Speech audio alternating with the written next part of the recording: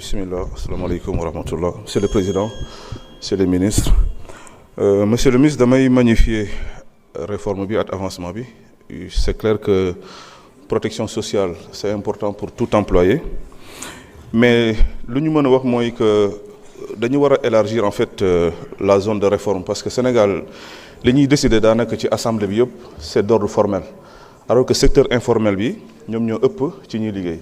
Secteur informel bi ñoom ñoo ëpp ci ñoo xam ne maanaam ñoom ñooy participer à l'économie tant direct qu'indirect ci économie sénégalaise te loolu je pense que il faut ñu sóoraale ko parce que li ñuy toog fii di décider lu bëri pour ñi nga xam ne maanaam am nañu jàng bi am nañu yenn niveau bi ba nga xam ne maanaam société wala benn genre agence wala direction moo leen mën a employer alors que pendant ce temps am na ñoo xam ne ils vivent de façon informelle ay nu mu tudd nu ñu koy waxee bay dundee la maanaam seen bopp la ñuy liggéeyal muy marchand ambulant yi dawalkatu moto cag-cag yi dawalkatu ñëpp et tout te ñoo ñëpp maanaam seen protection bi njëkk mooy xayma seen liggéey xool ñoom nan lañ ko songee ak nu ñu ci bëree ba nga xam nañ koy sécuriser d'ailleurs c'est pour ça que je donne l'idée que am na liggéey yoo xam ne dañ ko war a recenser teg ko ci loxo que des sénégalais ba nga xam ne maanaam intérêt sénégalais kese moo ciy génn parce que étranger mën na ñëw si dëkk di fa liggéey mais am na liggéey yoo xam ne par sécurité sociale par sécurité intérieure mais aussi par sécurité économique ay doomu réew mi kese ñoo ko war a liggéey et loolu il est temps que état mën ci réfléchir beneen bi mooy utilité inspection du travail parce que inspection du travail ñun ñëpp xam nañ que ni mu waroon taxawoo ko Sénégal état bi dafa bawoo créer agence direction inspection mais sans joxe maanaam les moyens pour que liggéey bi am amul benn sénégalais buy liggéey ci benn société wala benn nu mu tudd ci entreprise nga yeewu ñu ne la société inspection du travail berte nañu ñëw na xool nu ñuy liggéeyee da ngay dugg ci ay bërëb yoo xamante ne étranger ñu ëpp 1000 fois ay sénégalais wala nga xool ay marché yoo xam ne turc da koy gagné nu mu tudd ci indien da koy gagné chinois da koy gagné ñu indi seen main d'œuvre nga dem ci ay travaux de BTP nga gis benn chinois di dawal camion nga gis benn indien di dawal camion wala turc dawal camion alors que pourtant il y a des camionneurs il y a des chauffeurs au Sénégal te loolu rafetul.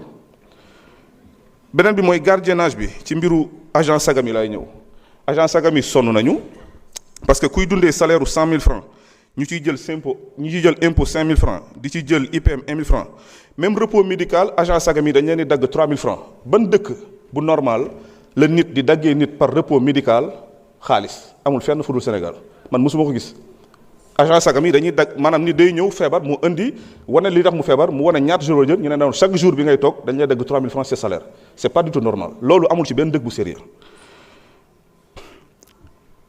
beneen bi mooy port autonome docker yi fa nekkoon ba Abdoulaye Wade di quitté pouvoir bi daf leen signé woon benn convention de déchargement boo xamante ne docker yi déjà ay sénégalais lañu mais dañ leen war a fayeeku chaque jour 15 000 francs après état bi sàggan na ba léegi docker yi fa nekk 5 000 francs la ñuy fayee ko pour la bonne et simple raison que ay étrangers lañu maanaam sénégalais yi ñoo ne ci biti étrangers yi ñoo ne ci biir ñiy wàccee étrangers yi wàccee seen bateau ñoom ñooy génn négocier at ay étrangers dugal leen di leen fay débarquement déchargement du moins 5 000 francs léegi loolu lan lañ mën a protéger maanaam emploi Sénégal parce que loolu secteur yu bëri la soo demee ci BTP bi même soo demee maanaam même ba ci travaux yi nga xam ne man de rénovation stade yi géologie yi chinois yi ñoo gagné marché yi mais soo fa demee ay yeneen étranger nga fay gis mais pas doomu sénégalais yi et loolu c'est pas normal il est temps ñu xool maanaam sénégalais bi nan la mën a amee primeur ak priorité di liggéey dëkkam c'est pas parce que jàngul wala c'est pas parce que état mënu koo reconnaître parce que ñi ñu fi waxee ñu bëri état reconnaître leen moo dañ leen bàyyi seen bopp te loolu c'est pas normal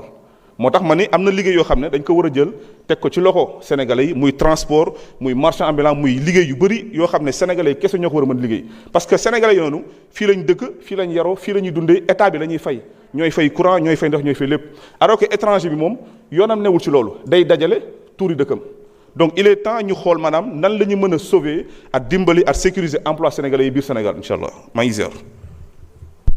Merci honorable. Ami Dabo, vous avez la parole. Moussa Amadi Sarr se prépare.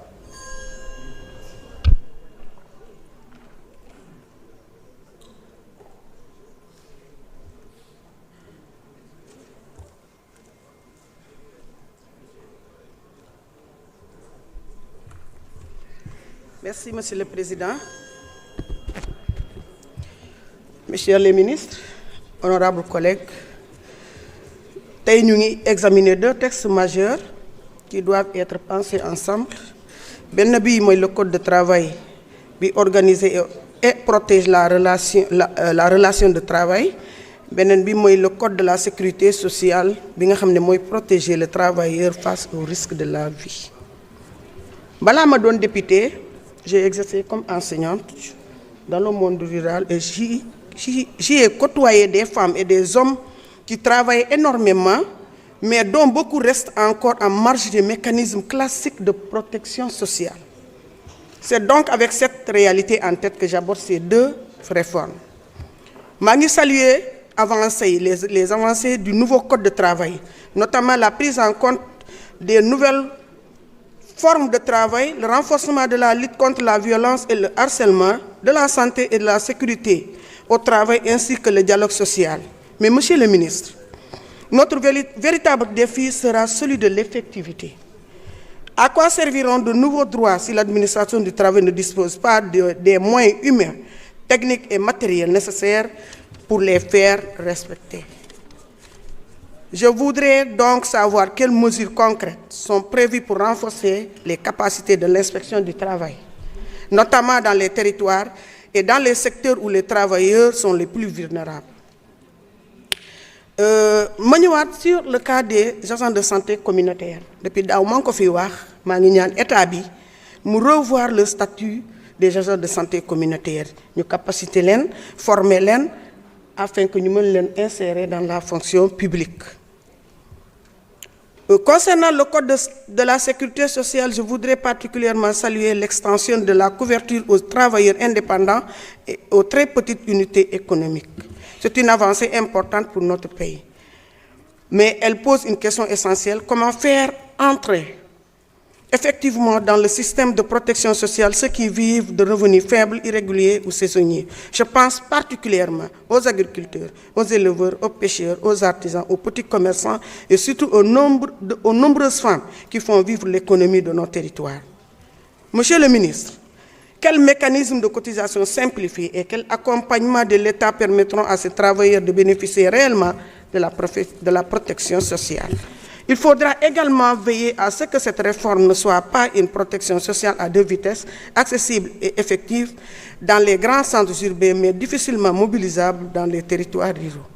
Enfin, l'élargissement de la couverture et des prestations nous impose de regarder avec attention la question de la soutenabilité financière du système.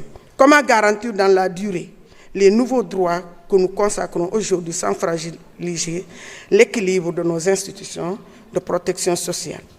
Monsieur les ministres, ces deux codes seront véritablement une réussite lorsque la femme du monde rural, le jeune travailleur, l'agriculteur, l'artisan, le travailleur indépendant et le salarié pourront se reconnaître dans les droits que nous votons aujourd'hui, car la protection sociale ne doit pas être un privilège lié au statut professionnel ou au lieu de résidence. Elle doit progressivement devenir une réalité pour chaque Sénégalaise et chaque Sénégalais qui vit de son travail. Je vous remercie.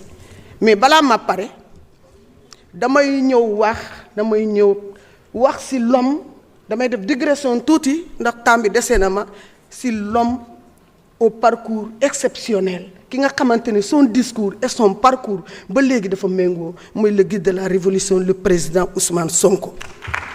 Président Ousmane Sonko, je suis du département de Mbour dans la commune de Saly Portugal. Je renouvelle ma confiance, mon engagement à soutenir le parti et à être dans tes côtés pour la réussite du projet. Ousmane Sonko alal tiitalu ko. Président Ousmane Sonko ay villa tiitaluñu ko ba mu nekkee impôt et domaine 15 ans impôt amul dara luñ ko toppee woon démb jëluma woon kaddu amul dara luñ toppee woon le président Ousmane Sonko beneen tëggal ko complot bu ñu gisoon dara sax du ñu egg si foofu dañ ko doon épingler kon kooku tiitul te yow la ñu yaakaar nga yor réew mi en 2029. Nous serons toujours à tes côtés. Tout le département de Mbour yënguwul sax nous sommes à tes côtés, les femmes du MOJIP, la jeunesse et tous les députés yi fi nekk de la majorité ñu ngi soutenir le président Ousmane Sonko. Loolu laa am pour wax la ñu ngi sa ginnaaw doxalal. Merci honorable. Moussa Amady Sarr, vous avez la parole. Fatou Ba se prépare.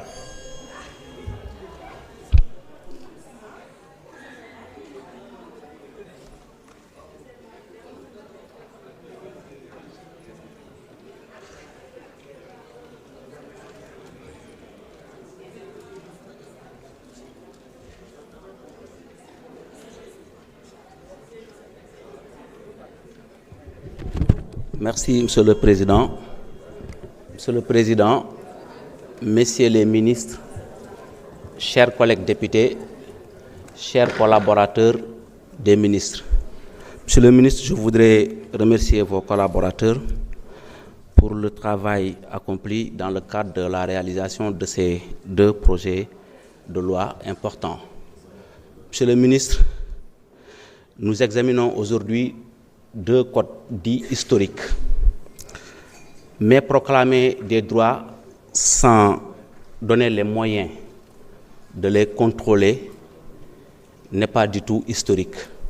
Ce n'est qu'une promesse sans garantie.